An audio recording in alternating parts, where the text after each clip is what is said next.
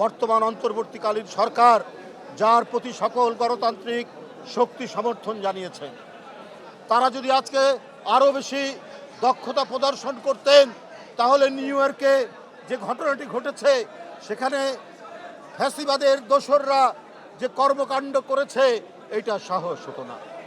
আজকে দুদক, দুর্নীতি দমন কমিশন, আপনারা যদি সেই দোসররা যারা জনগণের টাকা, যারা জনগণের অর্থ আত্মসাৎ করে নিউ ইয়র্কে, লন্ডনে, দুবাইয়ে, কানাডায়, অটোয়ায়, সিডনিতে বাড়ি বানিয়েছে, অনেক সম্পদ তৈরি করেছে, আপনারা জানেন, খবরের কাগজে উঠছে।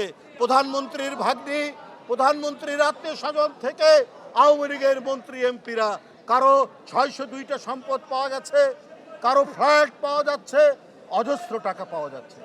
দুর্নীতি দমন কমিশন কোর্ট থেকে, আদালত থেকে আপনার 24,824 কোটি টাকা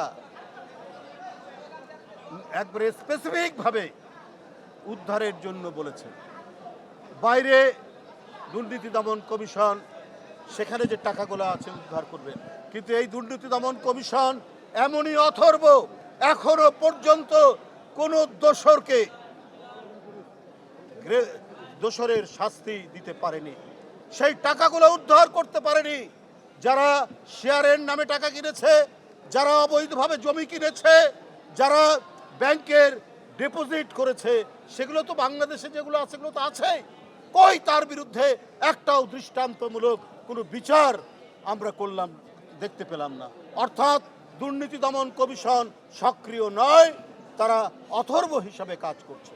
বন্ধুরা আমার, এই পরিস্থিতি তো জনগণ দেখতে চায়নি, এই অবস্থা তো মানুষ দেখতে চায় না।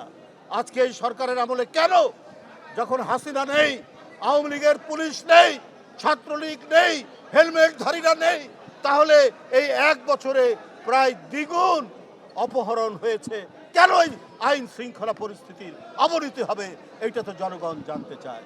আপনাদের প্রতি জনগণ এবং রাজনৈতিক দলদের আস্থা আছে, আস্থা থাকার পরেও আপনারা কেন দক্ষতার সাথে, দ্রুততার সাথে, ক্ষিপ্র গতিতে পদক্ষেপ গ্রহণ করতে পারছেন না বলেই আজকে বিভিন্ন জায়গায় দোসরদের প্রেতাত্মারা তারা নামার সুযোগ পাচ্ছে এবং বিদেশেও তারা বিভিন্ন ধরনের অপকর্ম করছে।